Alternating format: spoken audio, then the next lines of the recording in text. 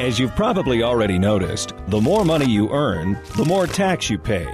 This is because of the marginal tax rate.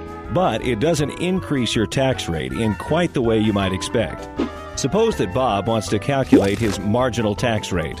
First, Bob calculates his total gross income for the year, including all taxable income reported on his W-2 and 1099 forms. This year, Bob earned $49,000 in salary and $1,000 in interest in a savings account. That makes Bob's gross income for the year $50,000, $49,000 plus $1,000. However, not all of this income is taxed because the government allows Bob to take deductions. Bob can either take the standard deduction or he can itemize his deductions. Bob will use whichever method will give him the larger deduction. So he takes the standard deduction. Let's say the standard deduction is $6,000 for a single man like Bob. Bob's adjusted gross income is $50,000. If he subtracts the $6,000 standard deduction, he's left with $44,000, the amount of income on which he must pay tax. But how much tax? This is where the marginal tax rate comes in.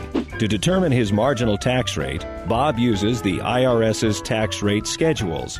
This year, the schedule for a single filer shows a tax rate of 10% for income between $0 and $8,000, 15% for income between $8,000 and $35,000, and 25% for income between $35,000 and $80,000. Because $44,000 falls into the last category, Bob's marginal tax rate is 25%. But Bob doesn't pay 25% tax on all his income. Based on marginal tax system, he'll pay $800 of tax on the first $8,000 of his income, a 10% rate, $4,050 on his income between $8,000 and $35,000, a 15% rate, and $2,250 on the final $9,000 of his income, a 25% rate. In total, Bob owes $7,100 in income taxes.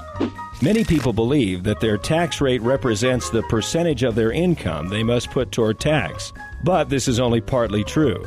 In fact, Bob's income is taxed at a variety of rates, and Bob must pay more on the amounts that exceed each bracket.